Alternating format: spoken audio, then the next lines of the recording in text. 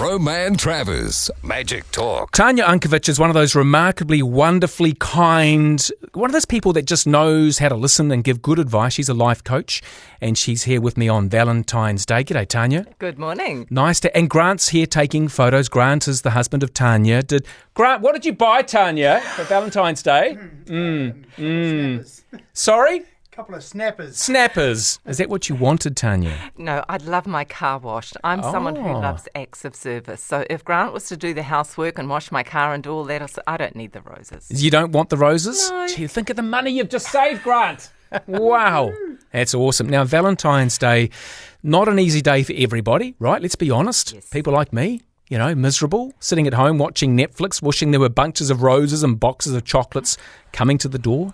But there's a lot of married people who aren't that happy today either, because it's a reminder, actually, I'm lonely in my marriage. Oh, God. So whether you're single or whether you're married, it can be a day that brings up stuff for you.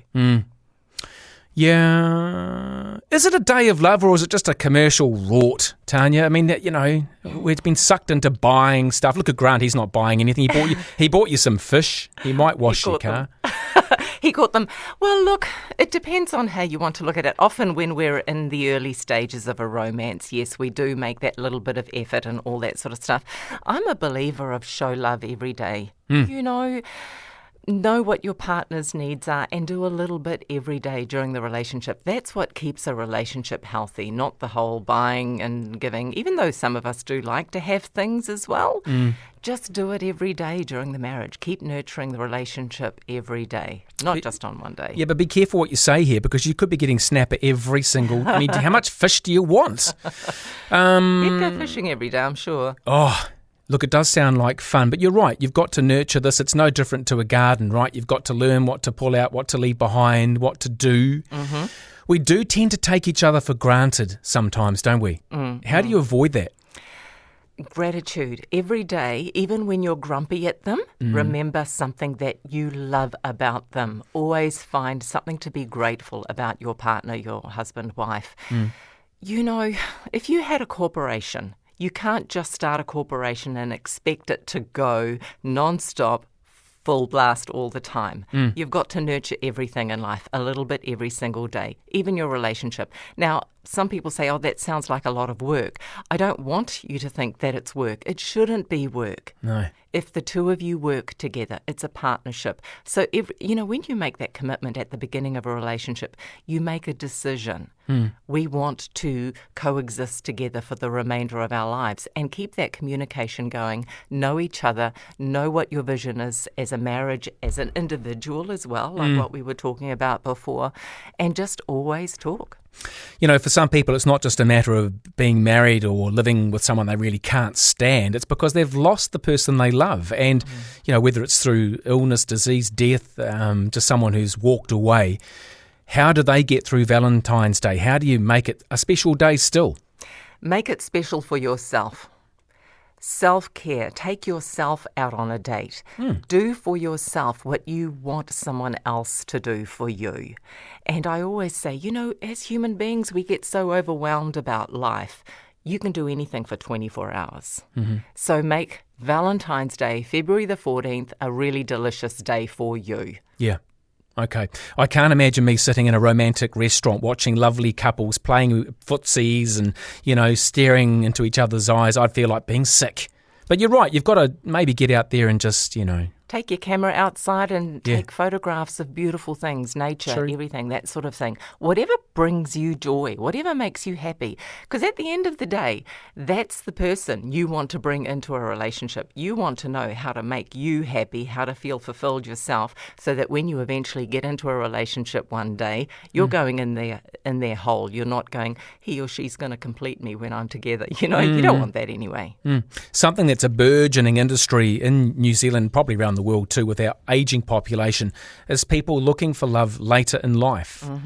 So what's your experience in that regard? What would you advise people to tell the truth for a start? Don't go on to Blimmin' Tinder and Grindr and Bumble and make out you're 20 years younger. I know. Look, my experience when I was widowed at 40 was follow your intuition. Don't let loneliness drive your decisions. Learn to know who you are. Learn to be okay with loneliness. Learn to feel pain, because otherwise you are going to look for someone else to give you that quick fix. You're going to look for someone else who's going to take away your pain, your grief, your anger, your resentment, whatever it is. Get to know yourself well enough so that you don't think, or so that you don't say to your friends, what do you think about him? What do you think about her? Yeah. That's the worst thing that I did personally, because I stopped listening to my own intuition. And I made a couple of mistakes, I won't deny that. And in hindsight, my first instinctive feeling when I saw that person was, oh no, don't go near them. But I didn't listen to my instinct because loneliness kicked in. And whenever I talk to my clients, they say the same thing. I say to them, what was the first thing you felt when you saw her or him? Yeah. They go, actually, it wasn't good. Yeah. All right, so learn who you are. True. And then, when I met Grant, there were some people who were opposed to it. And I actually... I'm not surprised. Did he bring 2 snapper to the table? Honestly. What did you do on the first date, Grant? You cooked for me, remember? Snapper. And then we went out to a restaurant. Yeah, we went out to... Oh, okay. That sounds quite nice. Yeah. And did you see Grant? Because he looks like a remarkably handsome kind of a man of the world. Did you go, there's the bloke for me? Do you know what? We were friends for a year and a half first. Oh, hello. Yeah. He worked at an organisation that every now and then I used to get a phone call from, just checking to see how the customer is. And sometimes you go, I don't want to get that phone call. They're just trying to sell me something.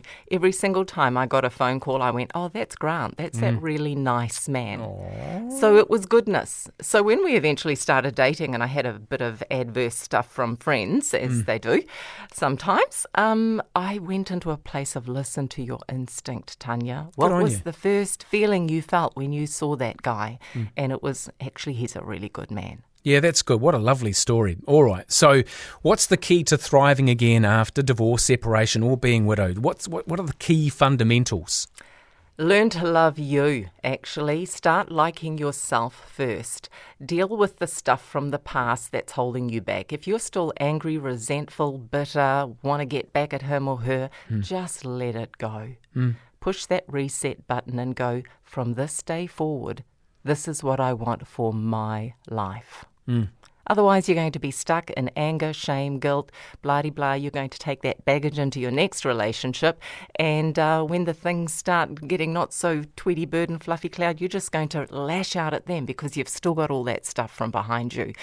Life is so short. Sometimes we don't realise how short it is. Whatever the remainder of your life is, choose to be happy, healthy, thrive, and in love again. It is possible.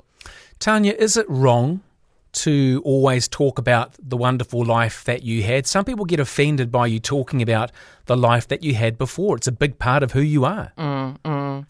The person, I suppose, who you are with needs to have a really good, strong personal foundation of who they are. I often talk about my late husband, Phil, with Grant.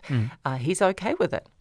So so long as the two of you are secure together and you feel good enough about who you are and secure in who you are, it should be okay.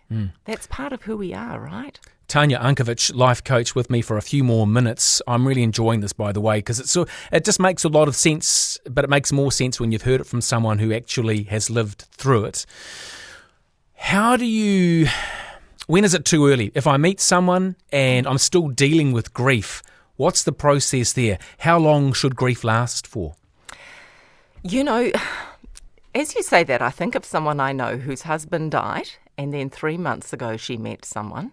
They are still very happily married 10 years later. All right, so it has to depend on you. If you walk into a relationship and you know you've still got some baggage, at least be open and honest with the other person and say, I'm not going to lie. I've still got this here with me, this baggage. Are you happy to still start a relationship with me, knowing that I'm going to unpack a bit of this baggage with you? So have that understanding right from the beginning. And ultimately, at our age, we all have a bit of baggage, right? It just depends on the size of the case. Yeah. So be really clear and talk about it with each other, knowing that you will help each other unpack your baggage during your new relationship. There's nothing wrong with that, but also be really open and honest with yourself. and let go of any anger or resentment that you feel is justified. But he or she did this to me. Yeah, we've all got that, but that keeps us in a place of being a victim. And if you want to be a victim, then, go for it, but it isn't going to serve you or your new relationship or your children, because you want to be a good example to your children. That's who you're modelling to. Remember that. Absolutely. Just in one word, if I was to ask you what is the single biggest barrier with people forming new relationships later in life, what does that barrier tend to be? Gosh, that's a big question. Money! One word. Fear. Fear. Oh, yikes. Scared of getting hurt again. Oh, yeah. Tanya Unkovich, life coach. Always good to catch up with you, and thank you for the cakes. Man, you can come every single hour. Tanya Unkovich, life coach, available on social media. Catch up with her, get your life sorted, get out there, get dating, learn to love again.